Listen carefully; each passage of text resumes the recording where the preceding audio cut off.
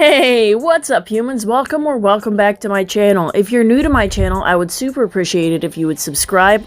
On my channel, we carve Ethiopian opal the cheap way with a dremel. And as you can see, today we have a beautiful little stunner of a gem. It has some great rolling flash. You get the reds and the yellows and the greens. And it's even got that nice blue body tone with a little bit of blue flash as well. So it's got great potential. When we shine a flashlight through it, as you can see, there is dirt going around the edges of it, and there's a lot of dirt on the bottom, but as you can see towards the pointed area of the rough piece, there is a curved section of dirt that reaches in pretty deep, so we'll see how that turns out. When we measure it as a rough piece, it is 12 millimeters by 10 millimeters, and then the height of it is about 9.5 millimeters. So it's pretty small, but definitely something to work with there. Definitely a cab to be had. When we weigh it, the starting weight that we're working with is 4.83 carats, so pretty small, but definitely something to work with there. If you guys want to see how this stone gets shaped and polished into a beautiful little gem, keep on watching.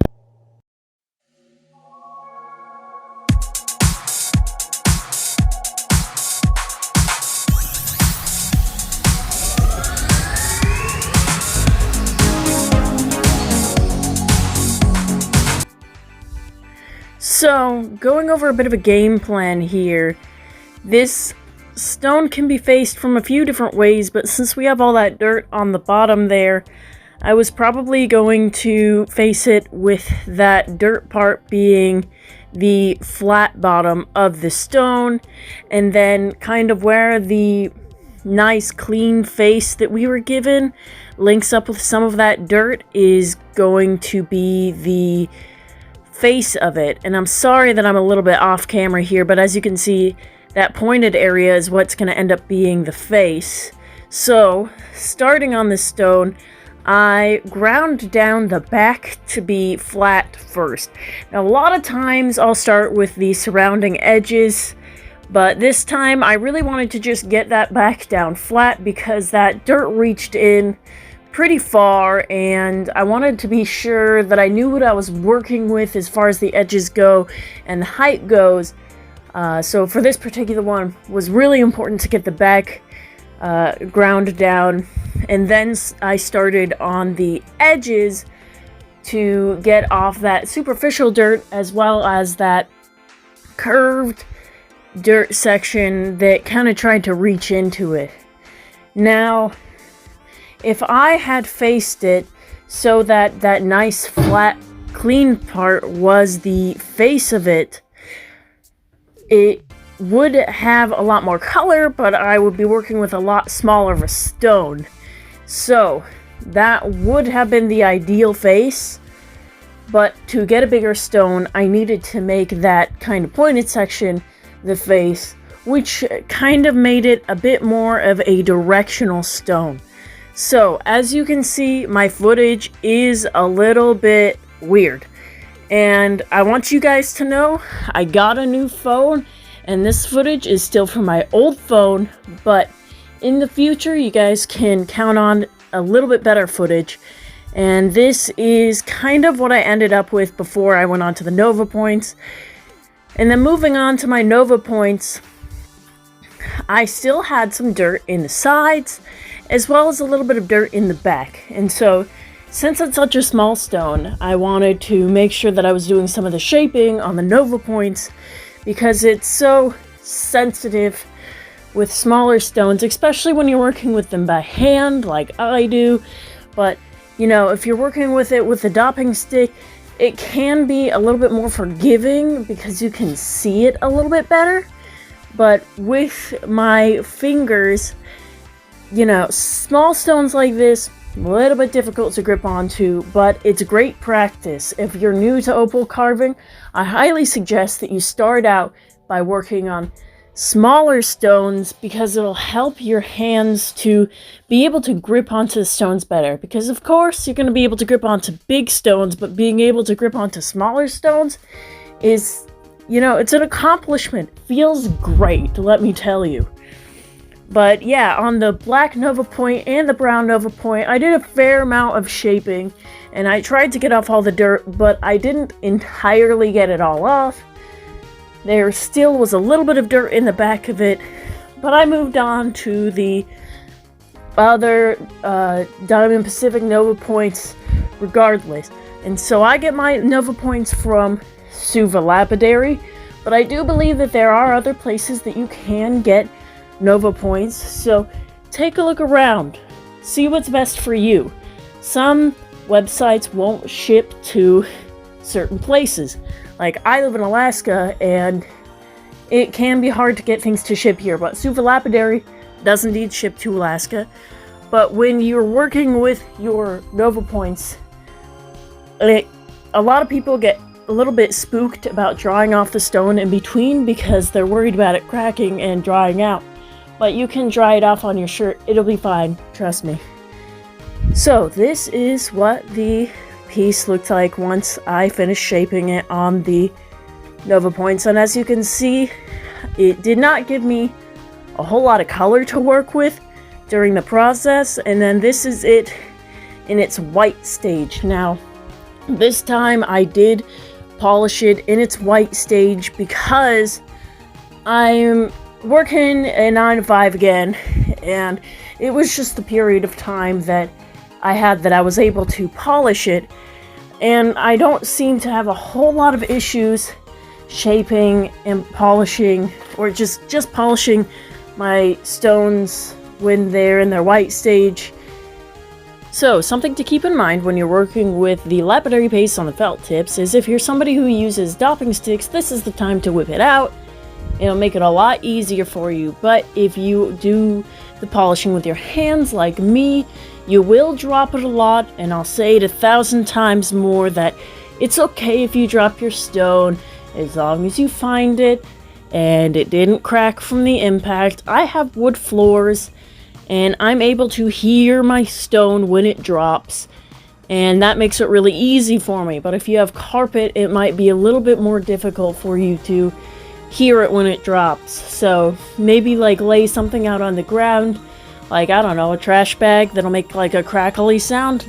I don't know, that might be useful if you have carpets. But something else is when you're working with the lapidary pastes, please polish off your stone and then wipe it off on a cloth or something to make sure that each grit is doing its full polish. So sometimes if you are keeping your points in like a drawer or something, like a little fleck of like opal crush can get on your tip and scratch your stone. So it's really important to keep an eye on that throughout the whole process to make sure that that doesn't happen. And yeah, you can do this with just Nova Points, but I like to use the pastes.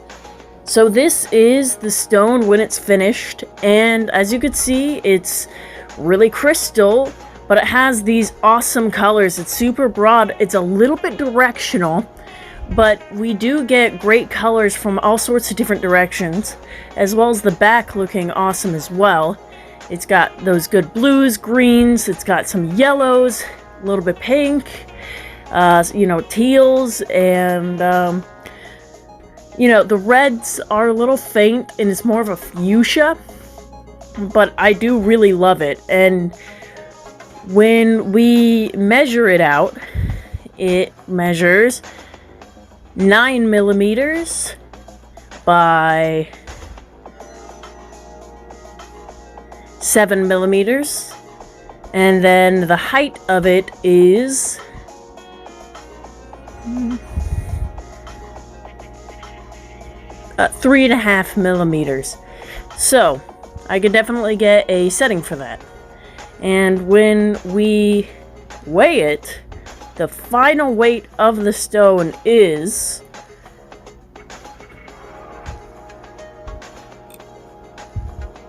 1.25 carats.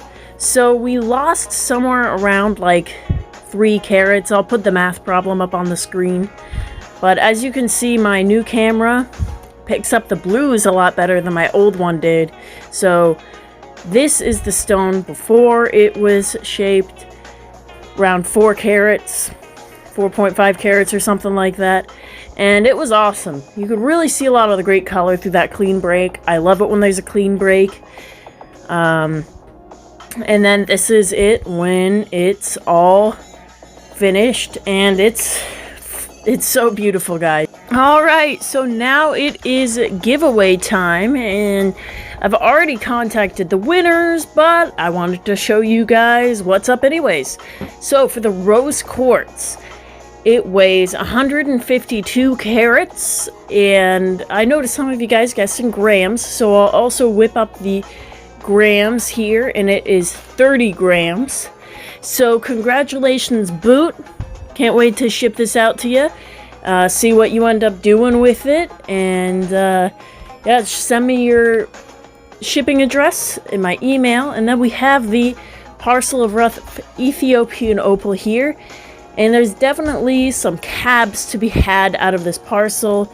Some good color in there for sure. And the weight of it is 78 carats. So when we turn that into grams, it is 15 grams. So again, Boot, congratulations. You're the closest guesser to that. Would love to see you shape these on your channel. Some of them are just good to be, you know, have the dirt taken off of them and be nice little specimen pieces, but definitely some good cabs in there. Fire opal in there, got some crystal and some like semi-crystal, so that'll be awesome to see whatever you end up doing with that. And then the earrings, the winner of the earrings is Miss RMT. So the price was $35 on these, Miss RMT. You got the closest to that. So just email me your shipping address and I'll ship that right out to you. And this is every time I drop my stone.